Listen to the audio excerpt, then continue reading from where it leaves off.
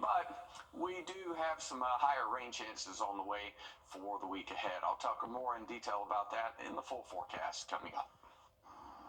Thanks, Chris. And a road rage shooting in broad daylight sends one person to the hospital.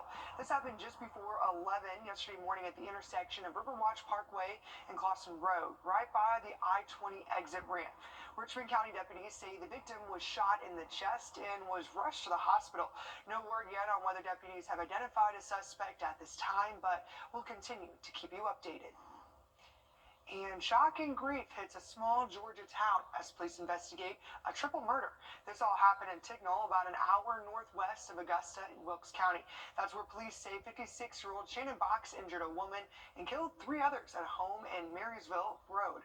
And those victims have since been identified as 55-year-old Chauncey Box, 67-year-old Brendan Lipscomb, and 55-year-old Michael Schmidt, all from Tignall. And yesterday morning, we learned Shannon Box is now in custody and charged with their murders.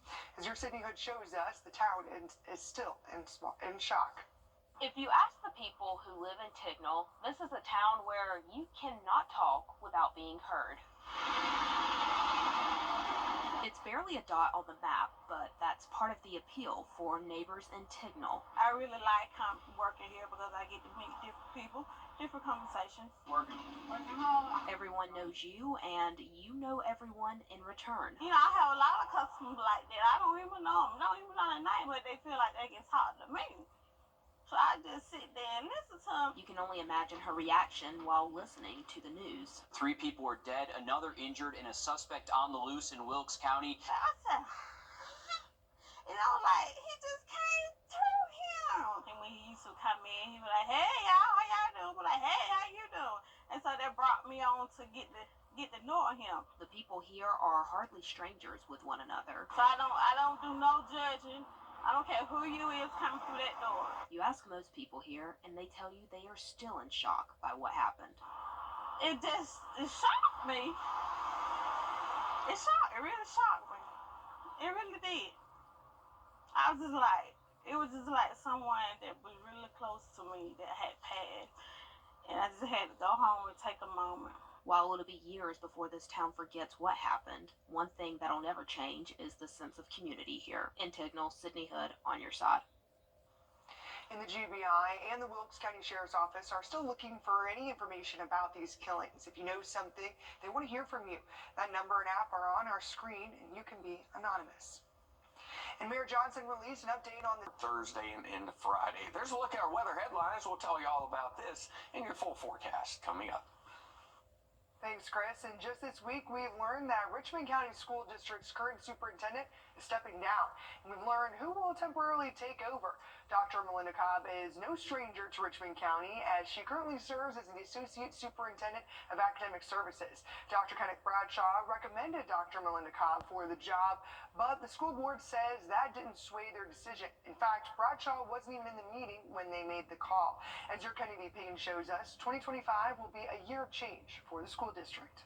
2025 is a year of change for the Richmond County school system, with 4 new board members and now a different superintendent. We're very comfortable with the fact that we're very familiar with her. A face that is not new to the school board. Dr. Melinda Cobb was named the interim superintendent just 4 days after Dr. Kenneth Bradshaw announced his resignation. A couple of factors played into that. Number one, we've got a short time frame with the current board. Walker says asking the new board to select an interim superintendent isn't something he wanted to do. Andy says it will give Cobb some time to transition before Bradshaw's last day. But the selection we made may not have to do a whole bunch of transition, because we feel that Dr. Cobb is very involved. You know, she's an associate superintendent of academics. That's what the whole thing's about, right?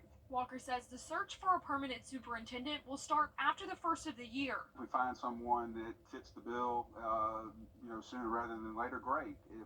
If we don't, we've given ourselves at least to the end of the school year. That's our goal, which would be the end of June 2025. He says if they don't find someone by then, they can extend that timeline and would lean on Cobb to continue that position, one that could become permanent for her. Dr. Cobb, the interim superintendent, will have an opportunity to apply for that position as well. Walker says all eyes are on her. I think that she's very enthused about the fact that she now has an opportunity to show us that, yes, she can take on that responsibility. Walker says there's never a good time to lose a good person. Dr. Bradshaw is certainly a very, very good superintendent for the 5.5 years that he spent here with us. But what's most important is doing what's best for the students. I can't fault him for the reasonings behind why he's made the decision that he's made, but we can't look in the rearview mirror. The board has to move forward. And the Richmond County school system announced yesterday they have grown in every category of the College and Career Ready Performance Index. And Walker says this is the direction they want to continue in. And for the time being, they believe that COP can help do that.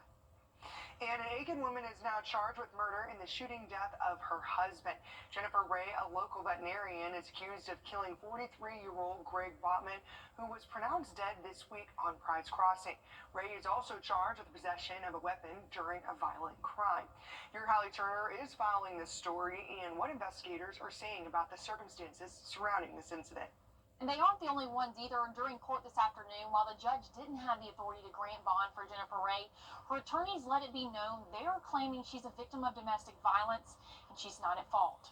Jennifer Ray and Greg Botman have spent years building their marriage around a love for animals and military heroes. They decided to open Hitchcock Animal Hospital in 2020. They made a life together here on Pride's Crossing.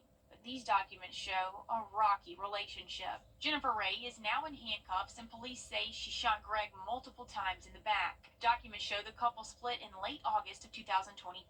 Greg legally filed for separation 2 months later on October 25th, and they were waiting on mediation. Jennifer Ray signed the documents on November 9th, but as she stood in front of a judge Monday with her hands and feet shackled in a green Aiken County Detention Center jumpsuit, her attorneys say there's more to the story, and Ray is the victim.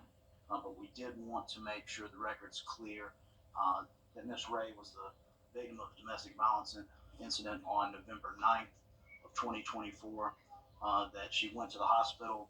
There is in medical records as well as an incident report from the Aiken County Sheriff's Department, as well as photographs of her injuries where she was attacked by Mr. Bowman.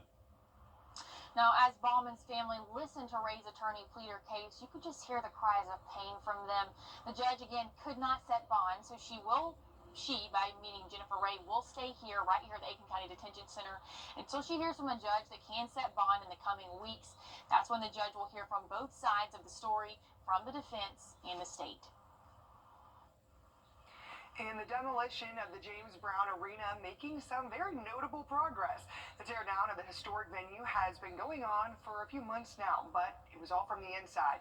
But now the front of the building is being removed. This is new video from this week showing what it looks like so far. Nearby businesses like Pineapple Tavern say they're looking forward to the new venue because it means an uptick in business. We always notice an uptick when there's a big entertainment draw going on downtown, whether that be at the JVA or at the Bell or at the Miller or the Imperial. There's always an uptick in traffic and customers at Pineapple Aiken. So it really excites us, and we're really strong supporters of anything that brings people to downtown, because the better downtown does, the better we all do. The Augusta Coliseum Authority tells us demolition should be finished by the end of February. And 3 teams from our regions were looking to punch their tickets. If you want to say something you can't quite put into words, you can let a gift do the talking. Wait, gifts can talk? Sure they can. These say, I appreciate you. These say, I'm in awe of your taste. And these say, I really like you. In fact, I might love you, but I kind of need you to say it first. We've all been there. So all gifts talk? Well, Cashmere's very shy, but I can coax a gentle whisper. This holiday season, let Macy's be your guide to gifting. Comping these